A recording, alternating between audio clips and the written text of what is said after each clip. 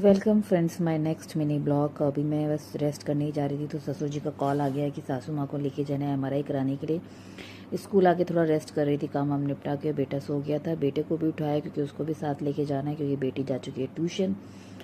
सो हम सब रेडी होके निकल चुके हैं। कैब बड़ी मुश्किल से हुई थी जो फाइनली आ चुकी है।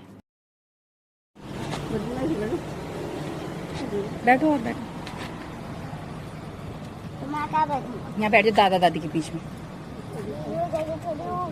बैठो तो सही। जाओ, आप किसको जाओ। बैठो बीच में बैठ जाओ।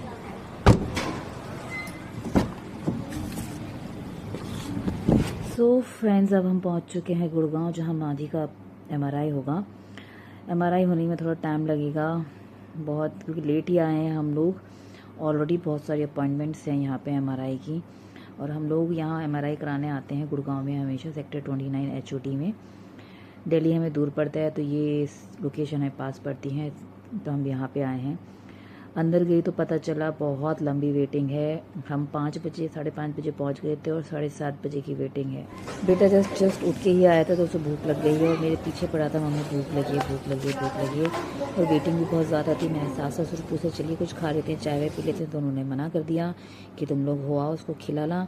तो मैं चली गई तो पास में हल्दीराम था और हम लोग हल्दीराम चले गए। हल्दीराम ने बेटे ने थोड़ा स्नैक्स खाया, मैंने अपने लिए एक कॉफ़ी ऑर्डर करी और एक वड़ा पाव। हम खा पी के फिर निकल गए एमआरआई सेंटर में वापस, दोनों माँ बेटे। जब हम वहाँ से वापस आए तो देखा माँ जी बाहर बैठी हुई हैं वेटिंग लिस्ट के लिए। एमआरआई में उनका नंबर आ चुका था। मुझे अंदर बुलाया गया उनकी डिटेल जानने के लिए कि उनकी पहले प्रीवियस कोई सर्जरी हुई है, कोई प्रॉब्लम, क्या दिक्कत है, एक्सेट्रा।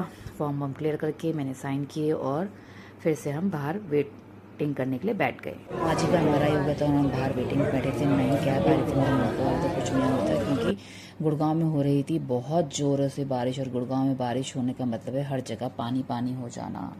बड़ी मुश्किल से जैसे तैसे करके एक कैब बुक हुई है, वो भी डायरेक्ट नहीं एमजी तक।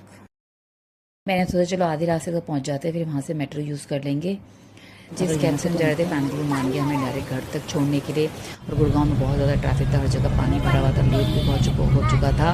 9 साढ़े 9 बज चुके थे। घर जाके खाना बनाना, सुबह की तैयारी करने के लिए, सुबह स्कूल जाना। जैसे तैसे घर पहुँचे, खाना खाया और ब्रश करते हैं। कल मिलते हैं, बाय बाय।